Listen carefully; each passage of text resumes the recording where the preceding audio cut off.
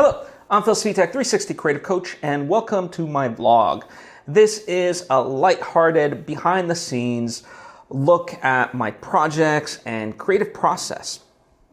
Now, while informal in tone, I do try to highlight the various practical tips, lessons, and tactics that any artist can really take and apply towards their own creative journey. That is my ultimate hope with not only this, but everything that I put out on this podcast, my YouTube channel, things of that nature. By the way, if you haven't yet subscribed, I would encourage you to do so. That way you get all the various lessons and episodes that I put out right when I put them out. Thank you if you just did, and thank you if you already were. It truly does mean a lot to me, as I hope it does to you. So the big component that I've been working towards in these past couple weeks has been my trip to Annecy, which is in France. It's a big film festival as well as market. Now, this is specifically for animation. This is the world's largest animation market and festival.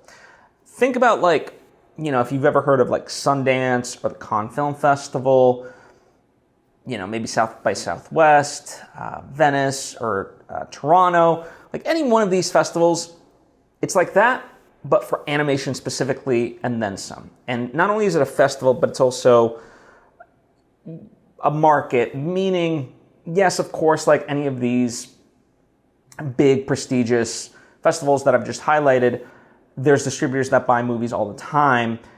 This has a component of that, but beyond that, a lot of times movies will get their start at Annecy and then end up premiering there as, after years of hard work, and now this is the culmination of all that hard work. So that's kind of just context of it. So it takes place in France. The last time we had kind of a big mission was for the American Film Market. That was back in November. That was in Las Vegas. That was their first year in Las Vegas. Historically, they've done it in Los Angeles, which is where I live, so it would have been much easier had they kept it in Los Angeles, but the team and I went to Vegas, and this time I'm going to France. Unfortunately, my team is not coming along this time. It is just me. As far as the team goes, but I'm also getting to go with my mom, which is fun. She'll get to see me in my element on the times that I have some free time. We'll get to do stuff. France, at least this part, truly is a very picturesque place. It's got a lake and tons of nature and lots of history. It's a quaint little town. All kinds of stuff. So it'll be fun to really share that with her. We'll also attend some screenings together and all of that. But, there's been a lot of pre-planning going into it as far as the materials, which luckily we've had the materials for the most part. Now is just updating it and making it specific to various people we were pitching to this time, or are pitching to this time rather. Also just updating the script and, packing, printing, and also registering and things like that. So one of the big things that I actually do want to share is the kind of my agenda, right? I wanted to kind of offer you an inside look as to how this is going to be. And the fun part ultimately is this is my first time, and, I'll have more to say about the do's and don'ts. But I will say, so there's all kinds of events at this place. And, you can look at the program directory months in advance. You can highlight favorites and things of that nature, but registration didn't happen until a week in advance, meaning literally the day of me recording this episode. And man, this was I have to imagine to some degree how people who want to get Beyonce tickets or something like that must feel, because my time, it was 6 a.m. of when registration opened up. And, by the time I logged in and all that, I started going through the stuff that I really wanted. and it was already sold out. I was like, it's a minute later. How's this possible? Like, it's pretty crazy. The nice part is ultimately you get 3 registrations per day, and there's tons and tons of events. But the big ones, whether it's for like Disney, Warner Brothers, Nickelodeon, Netflix, Cartoon Network, Crunchyroll,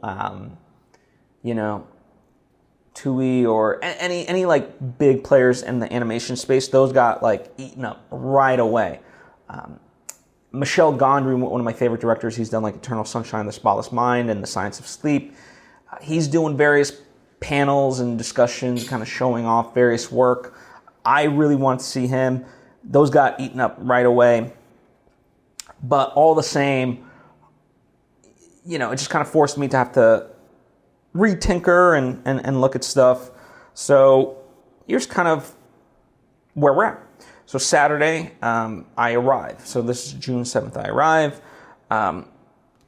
June 8th is the kickoff day for the festival. So not the market, but the festival.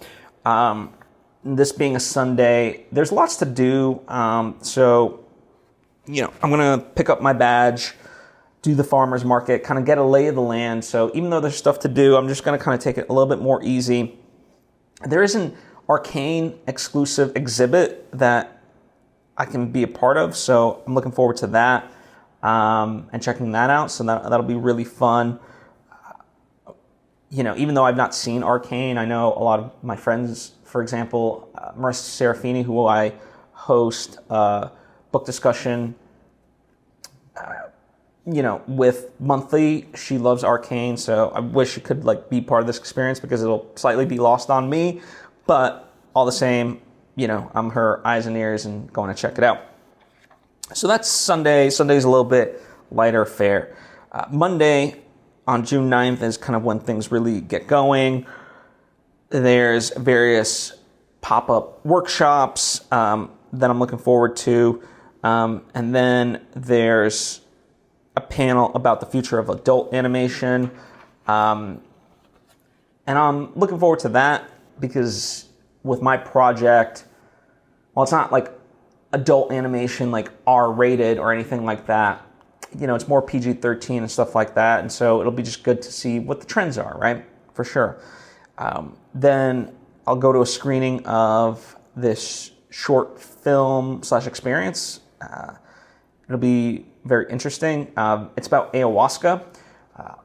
I have done a movie that deals with ayahuasca, Finding Love in Bogota. One of the subplots is about ayahuasca, so I'm curious to kind of see what they come up with, right?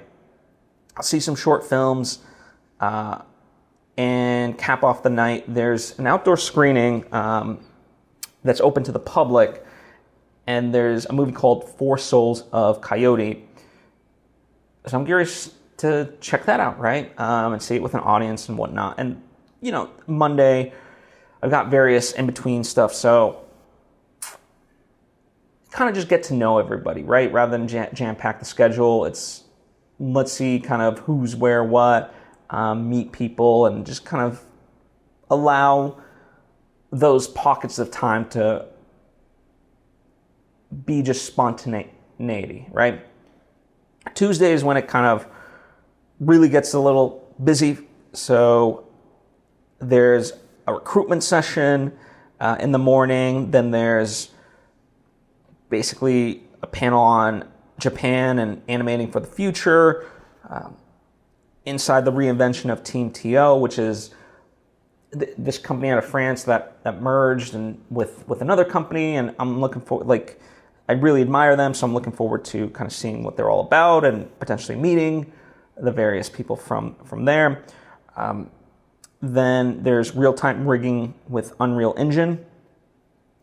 Unreal Engine is just a beast in terms of what you can do for 3D animation, or just animation, I guess, in particular, however you want to approach it. And of course, there's all kinds of animation, stop motion animation and 2D. And, in fact, if you're curious, I did kind of an overview a couple months ago of all the various animation art forms that exist.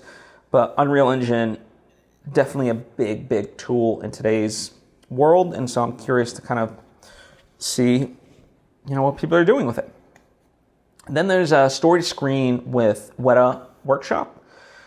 Weta, who is known for having done Lord of the Rings, and that's kind of the big one, but obviously they've kept tabs in like our premier visual effects shop and among other things.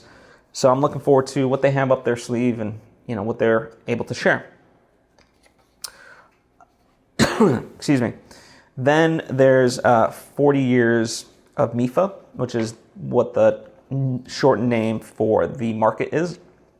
And there's a celebration for that, followed by a cocktail reception. So, that's kind of the day on Tuesday. And again, these are like my days, and so I don't know if it seems like a lot or a little to you. Strategically, I've left enough space to, again, just walk first and foremost from like location A to location B. Sometimes they're in the same location, other times they're in other parts. There's like 2 main locations, and you could take a bus, you could walk potentially if you really wanted to. You could bike, things of that nature. But even at the different locations, obviously there's different areas and stuff like that. Like there's just a ton going on at any moment. So you have to be selective and be okay with it, knowing that you're going to miss out on just like whatever you choose. You're going to miss out on tons of other stuff. So you have to accept that. And so I'm trying to balance all these different things. So Wednesday, there's Meet the Producers, and this is kind of both a panel but also a meet and greet specifically for like gap financing and things of that nature. So I'm curious about that. Then I'm going to see a panel about like the French animation market. So I'm curious about that. There's a panel about AI for animation. I'm curious to see, how people are reacting, what are the tools, things of that nature, where people stand and what they're excited for, what they're scared of, and things of that nature. Then I'll get to kind of see various works in progress by various people. And then towards the evening, there is Next on Netflix animation, so like what Netflix is doing, so I'm looking forward to that. And on Wednesday, I'm doing a midnight special, so I get to see some short films, so looking forward to that. And thankfully, the time difference works in my favor, because if it truly was at like midnight, I just, I don't know, I've gotten away from like seeing movies too late and things like that. Then on Thursday, there's a Crunchyroll panel. Then there's Animation's Next Leap, where animation's headed. Then there's a master class by Raphael Bob Waksberg, he's most known for BoJack Horseman, the Netflix show, but he's also one of the people behind my favorite show, Undone, which is on Amazon. So he'll be, kind of talking about his next upcoming series called Long Story Short, but I'm also looking forward to just hearing him. It would be a dream to get to like meet him and interact with him, but we shall see. Then there's Italian pitching session. So I want to see how people pitch movies, and so it'll be interesting to see A, what's going on in Italy, and B, how they're presenting them. Then I attend pitches for various documentaries made using animation. So it'll be interesting to see how people convey, A, why the documentary requires animation and whatnot. So just always looking for different angles to learn of how are people pitching and whatnot. Then Meet the Sales Agents, the future of animation studios, another sort of panel about Japan and animation in terms of its progress, where it's going. And then I have a few meetings in the evening that are exciting and big, so I'm looking forward to those. Then on Friday, June 13th, things kind of start ramping down just a little bit, but it's Meet the Composers. So, various people who score movies in the animation space, as well as potentially beyond. Looking forward to that. Then there's kind of a FX showcase and various things of that nature. So Friday's kind of going to be my more like meetup day, like whoever I've met throughout the week, I'll get to kind of potentially follow up and things like that. Then on Saturday, there's a movie that I'm really looking forward to. It was actually really hard to get tickets, but I managed to get tickets to this one, Into the Mortal World. This looks like a great animated movie, so I'm looking forward to that. And then there's an evening screening of Ola Frida, which I'm looking forward to as well.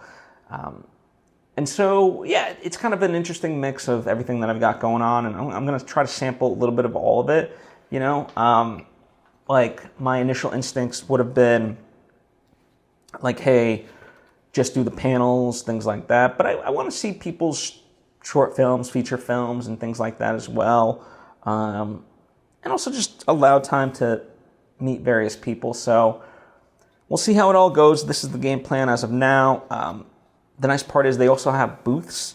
So I've noted my booths of interest that I'm looking forward to checking out, and kind of sparking conversation that way, getting to know what people are up to and so forth. So looking forward to that. So that's the big stuff. And again, I'll kind of report back once I've obviously done it, how similar it was to what was intended, or where we veered off track in both good and bad, potentially, all that stuff. So look out for that in the future. The other exciting part that I'm looking forward to continuing to see, this is separate of my movie, but Robert Rodriguez, only a few short months ago at this point, really, launched this new studio called Brass Knuckle Films, where they focus on action-specific movies. And it's akin to like a crowdfund where people, give money, but unlike a crowdfund, this is you're an actual investor. And, we are all kind of running a studio. And I say we because I invested, I'm a part of this, and now the goal is to create an initial slate of 4 action movies, one directed by Robert Rodriguez, and at the moment, they're accepting pitches, from people who have invested, which is really exciting. And I'm looking forward to kind of being part of this process to see what movies sort of make it as far as the contention and, getting to vote on the finalists, I guess. So it's really exciting. And Robert obviously is someone that gets stuff done. He is someone I truly admire. One of his goals is to complete at least one of these movies before next year's South by Southwest and showcase it there. That would be amazing, right? That sounds so cool. And he's the type of guy to be able to pull that off. So to be a part of this, to witness it, I'm looking forward to, and we'll continue to talk about that. Now, taking a quick step back, so I talked about the planning that is going into this as far as the registration and what it's kind of culminating into. How we got here, a big component that I've been hammering about is the script.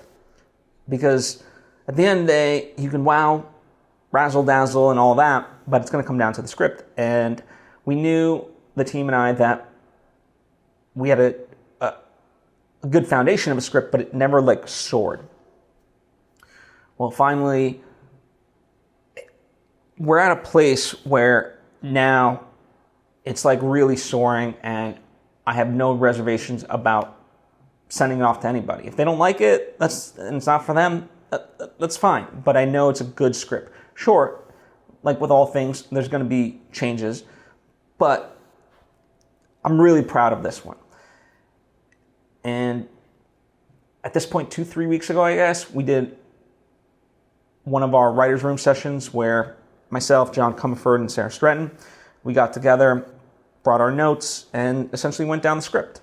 And, we addressed what we could or just made note of it. And then what usually happens is I'll go and take a first stab at addressing all the leftover notes and then send it to John for his revisions. And, the good news is there really wasn't a lot, but what we did do was really strengthen it. And I think it's just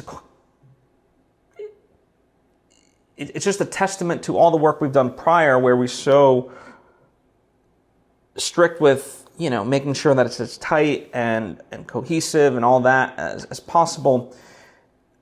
And really, we're now like fine-tuning everything. As far as like what could be left is making the dialogue just seem a little bit more truer to each character. But it's such minute things, and I don't want to dismiss it, because I think it is the difference of taking something from good to great. But I guess in this case, it's taking it from like great to as best as it can be, and the fact that it's great and it tells the story as intended. It has an epic climax that I've always intended. I'm really excited about where it is, and I'm excited to share it. And not only for the furtherance of the project as far as, pitching it to studios and actors and all that good stuff, but also just for our team. Because now they can read the script and we can have a meaningful conversation once I get back from France to discuss the business side, but also how do we want to move forward, creatively. And now they'll get, they've read various iterations of the script, but I didn't want to like bog them down with every draft and so forth. So like the last version that they've read really was vastly different. And so now we can talk about all the updates creatively and as well as like logistically. What can we tackle? How do we want to tackle it? So that way we know what's what, and part of that is, okay, let's create concept art. Before we had an idea of what these various locations look like, but how does it now, based on them reading the latest script, how do we want to alter that to make it work based on the script and elevate it and stuff like that? All these different things, even the characters, how do we want to redesign them just a little bit to fit better? And then, identifying what are the big components of the script. So let's work on those, and then we'll worry about the minor stuff a little bit later. And, do we want to start to storyboard out certain sequences and things of that nature, right? So that was a big component. And the fact that we're here is such a blessing, because it allows us to now really, truly move forward in ways we couldn't before. The other aspect is, we updated the pitch deck. Now that we have more material and kind of know various things, we can update the pitch deck, and also we are able to make it a little bit more specific for the various people that we intend to work with. So that's been beneficial. Astoria Hill and I have been working on our pitch. We've already met with certain people, but we continue to redraft and revise based on upcoming meetings and what their interests might be and things like that. And sometimes you can recycle certain parts. Sometimes you're kind of starting from scratch. But, it's been really fun to, just work with her. I mean, she's amazing, but really perfect each pitch. That's kind of the big stuff as far as the animated feature, The Arbiters, goes and whatnot. The other thing, kind of shifting gears completely from all this, is I've been working on this documentary about my 20 years in this business. And it's something that I've always intended to do. And, slowly but surely, so I started pulling in footage and thinking about what it might entail. And, people have actor reels or host reels and things like that, but I never had something for me. And not that this is that, because it's not meant to be as a reel. It's supposed to be a documentary of my life, specifically my career. And, I'm really thankful. I hope to bring her on in the future, but her name is Shannon Josephs, and this is now the third project that we're working together on, and it's just really great to have someone like motivate me, inspire me, keep me accountable. She's worked with me on a behind-the-scenes featurette for the making of our proof of concept for the Arbiters. She's worked with me on this digital film school parody. You can check that out. It's a lot of fun. It's like a 5-minute short film parodying Robert Rodriguez in a way. It's really fun. It was a really fun thing to do, but it sat on the shelf for like 2 years, and the fact that I met her, like all the stuff that I've wanted to do, having someone that can, take this footage that I don't really have time to like deal with and start to create something out of it has been really a big blessing, and she took an incredible amount of footage, pieced together a draft of it, and that really inspired me, to then I was like, okay, let's add this, let's take away this, and there's certain elements that only I could do, because obviously it's my life and I know, the story and, what's missing, what's not. And it is really meant to be kind of like a celebration. We had a very trimmed down version that was just kind of me talking, but we really revised it and inserted other people, parts of projects, and really filled it out. So it is now picture locked. It's about just shy of 20 minutes. And, a lot of my friends are like, 20 minutes? I'm like, listen, I want to highlight the people in my life as well that have been a part of this. So it's a celebration for me, but it's a celebration of the work we've all managed to do. And if 100 people see it, 100 people see it. The intent is just to have made it. So, we've got to do sound design. We've got to do all kinds of graphics to put up lower thirds and, what clip is from what, so people know. Color correct it, things like that. But the fact that it's picture locked is really fun. And I can't wait to put it out. And then in time, once we have all those elements, we can create whatever, a 15-minute version, a 10-minute version, a 5-minute version, whatever it is. We can repurpose those various things. It's a lot easier from that perspective once it's all done. But I'm just looking forward to it, kind of just really answering the question of like, what is it that I do? And I admit it was really emotional to kind of put it all together and see it all and look back at 20 years and be like, oh, wow, I have done a lot of stuff. And I remember, showing it to, like, let's say Daryl, Kristen, one of my best friends, or my girlfriend, Medina, and kind of jokingly saying to both of them of like, hey, let's enjoy this moment, because knowing my life, this is like the only 5 minutes or whatever that we might actually get to celebrate this giant victory. Because this is a big project and it looks really slick. Like, obviously I'm talking directly to camera right now and stuff like that, and this is a form of documentation. But this is really a big documentary, and the value of any documentary is the amount of footage you can source and pull and showcase and do a show not tell. And this really is a show don't tell documentary as much as it can be, and I'm really proud of it. I'm excited to put it out into the world. Looking forward to you seeing it. So that'll be fun. Also, I just want to say, if anything that I've ever talked about, lesson-wise or stuff like that is of interest, in, some stuff that like you might be curious to deep dive because of your own stuff, I do have a Patreon page, which you can check out in the links below. And it just has one tier. It's $10 a month.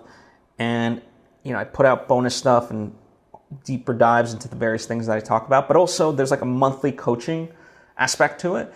So while it's not one-on-one, it's one-to-many, and it's a much more kind of deliberate way to interact with me directly.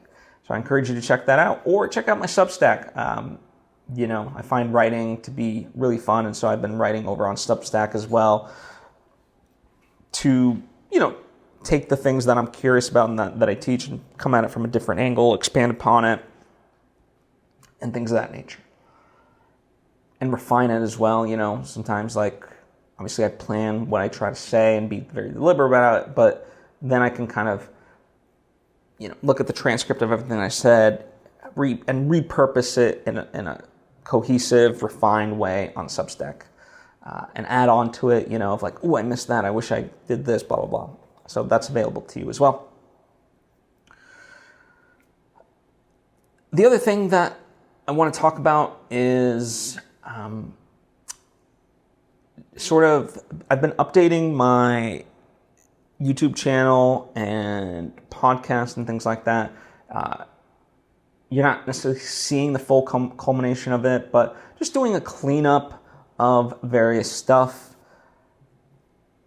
And soon there'll be like updated graphics just to kind of reflect, because the stuff that I've had, has literally been there for like 7 years and things of that nature. That's kind of something that I thought a lot about, is that like it's time for me to really grow up business-wise. And so, not that I wasn't ever intentional and things like that, but I've done a lot of experimentation with the episodes and things like that, and I'll still continue to test certain things out here and there, but, now with the things that I'm going to be doing, they're going to be a little bit less in terms of all of it, and more specific. Just because of my time, if I'm being honest, I'm being pulled every which way. So like essentially I'm devoting 2.5 hours each week to the stuff that I put out in podcast and YouTube form. And so that might mean a couple of short lessons, or, if I'm doing like something longer like this, like a vlog, then, just the recording of it and stuff like that. I have to account for that and stuff like that. So I have to kind of like really cap myself at 2.5 hours. And that's part of also, as far as the rebrand goes, I used to post on like Facebook and Vimeo and other such platforms. I was like, let's just simplify this. It'll go out as a podcast through Anchor, and I'll put it up on YouTube. And that'll allow me to just really focus on those platforms and make the, part of the rebrand is having more eye-catching thumbnails and things of that nature. And kind of really bring it to light. And also part of that, I felt this pressure to like do reviews of movies and things like that. And, sometimes I'm passionate about a movie one way or the other. But what I'd like to really do is just focus on movies that I can get behind. Whether they're new movies that are out or ones that I think are worth checking out that might be older, right? And there's like a weird statistic, or not statistic, just a fact, I guess, where like between Netflix and a lot of streamers, like the oldest movies really out there are like from 1980s, which is sad. And I want to kind of highlight, let's say like the Marx Brothers, or On the Waterfront by Eli Kazan starring Marlon Brando, or obviously, like the Hitchcock movies and stuff like that. Like I want to share some of that passion. And it's not just going to be movies, TV shows and books and things of that nature, but movies is like the thing that I watch most, that I'm most familiar with. So I'd rather do that, and really focus on like